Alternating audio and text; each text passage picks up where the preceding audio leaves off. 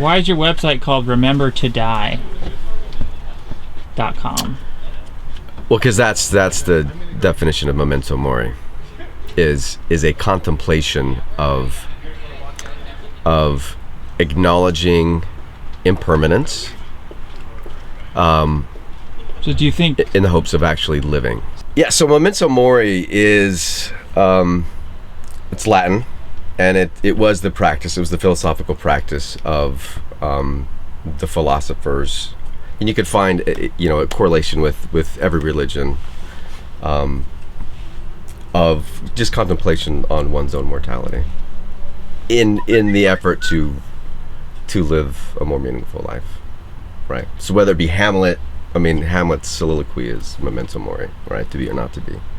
So it doesn't mean that remember that you have to die, because I've heard some people say that it means that you're remembering that you're going to die. It doesn't mean that, or does it? It does, but so the original saying, like, remember Dead Poet Society, and like after that everybody was like carpe diem the shit out of everything, right? The original quote is Memento Mori carpe diem, which is to remember that you will die, seize the day, right? So it's a reflection, contemplation that you're gonna die. So the statement assumes that death is inevitable, right? Yes. Mm-hmm. I see where you're getting at. Yes. The statement does assume that. So it's a death statement. So you were correct. So Rowan, you were right, and Rowan was Rowan is our super upset that he thought that the statement inferred that it was a pro-death or a deathist slogan. Mm-hmm. Do you fear death? Smoke a cigarette. I'm gonna have a Jack. You wanna go? Yeah. I don't fear death. I don't fear death in the sense of, am I looking at you or the camera? Me. I don't fear death in the sense of it disabling any decisions. Like, I'm sure probably influences decisions, but it doesn't cause me not to do things. It doesn't cause me not to drive. It doesn't cause me not to live. But do I want to? I mean, I think it comes back to do you want to die? No, I don't want to. I want to live in happiness and joy, and I want to, have everybody that I love live forever too. So it sounds like you think, and get me if I'm wrong, but it sounds like you think death is inevitable. Yes. Why do you think death is inevitable? Because death is inevitable. Because as the human condition, as the human state, physiologically, biologically, chemically, we are in a constant state of decomposition, right? Why couldn't we cure aging and then live potentially forever? If we could cure aging and then solve every other cause of death,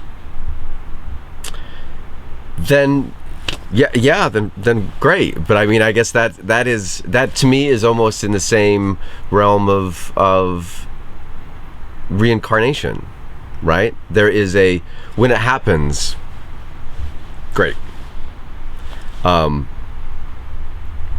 it hasn't happened, right? I mean, so I think the data that we have to digest is that two facts. We're all gonna die. None of us know when. Until you can add a third fact or dispute one of those two facts, then I think we can mentally comprehend. But it's still a hypothesis, and maybe there's science that now can back it up, which is great. But it's still a lofty notion, right? Do you think that the idea that you're going to die, that remember death and accepting it, is it fair to say that you accept your death, or you're trying to accept it? Are you working towards trying to accept your death? I'm working towards enlightenment, absolutely. And I think from all of the masters of Hinduism and Buddhism, not Christianity, but or maybe Christianity, is that the key to unlocking life is to then accept your impermanence in this bag of bones, right? So to answer your question is yes, but I think it's a yes but, right? Yes, but it's the key to living a fulfilled life. And for me, I would, if you were to give me a choice, living forever or living a fulfilled life, I would take living a fulfilled life 7 days a week and twice on Sunday. You know? So if I could have both, awesome, I love it. But it is, again, so Memento Mori is not necessarily like a dude brooding in his room with his fist in his chin going, well, this sucks, we're all gonna die. It's like, yeah, it's embracing it. It's like, yeah, now I'm gonna go out and I'm gonna talk to somebody I wouldn't normally talk to, and I'm gonna smile at people, and by no means am I good at this. Like, this is a new thing for me to actually kind of embrace and accept it. And like, just sharing a personal anecdote, like on my way here, one of the reasons why I had a late start is I just got news from my mom that my stepdad had a heart attack this morning and is in the hospital. And then, do I want him to die? Absolutely fucking not. Does it scare the shit out of me that it's gonna end? Absolutely it does. I don't want it. I don't want it for him. And dude, I think it was Ben said it. It's kind of almost the opposite. Is because I don't want other people. I want other people to live forever. Why not yourself? You do want yourself to live forever, too, right? Yeah, but it's still like I want them to be happy, right? Their happiness and their prosperity is equally, if not more important than mine. Wow. Would you say? See, I think that the idea of accepting death, I would say that it's counterproductive to the goal of actually defeating death and curing aging and these things. If you promote the idea that everyone should just accept death and accept that it's inevitable and it's going to come, kind of the idea of memento mori, I think it kind of could hinder, like it could become a self-fulfilling prophecy almost. Like if you accept your death and you think it's inevitable, isn't it more likely that death will come to you? You know, but if you were to have the idea that living forever is possible and that you could fight death, then maybe you'd be inspired to actually go out there and do it, cure aging, and do whatever you need to do to not die. What do you think about that?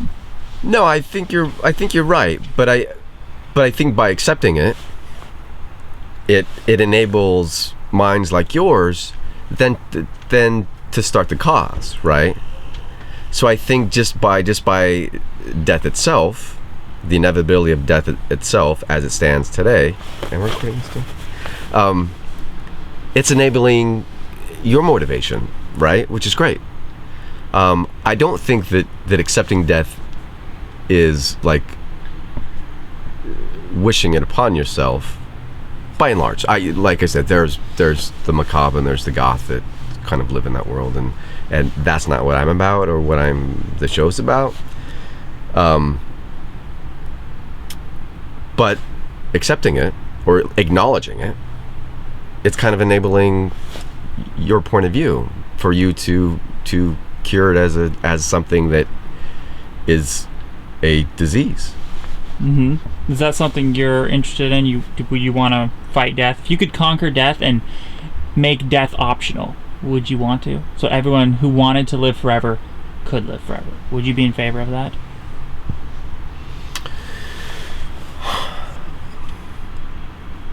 My answer would ultimately be yes, but I think there's a lot of caveats and there's a lot of, and this I talk about this in the second episode.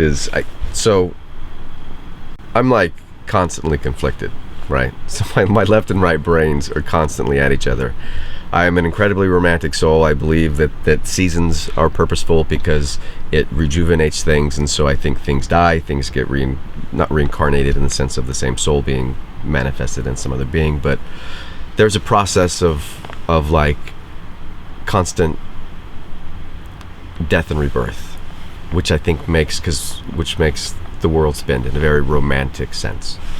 I'm into that. Flip side, sort of scientific mind, rational mind, is like, wow, yeah, if things can be prolonged in a healthy way, or if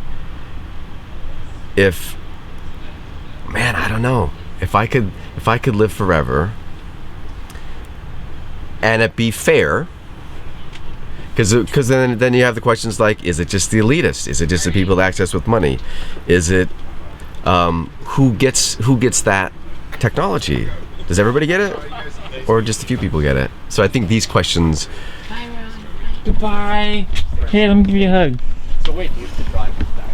Oh, so we can meet you. It was really great meeting you. Too. Yeah, so nice to hang out I'm gonna with miss you. Thank you. You're I'm fun. gonna miss you too. You're a fun person. Great to meet Oh, you too. Yeah, good luck on the bus. Yes. I'll see you soon, Ron. No, I have. I've been almost many times. I just Hope you live drove forever. 3 months Hope ago. you live forever. Back and forth a lot. Memento Mori. Remember to die. Remember to live forever.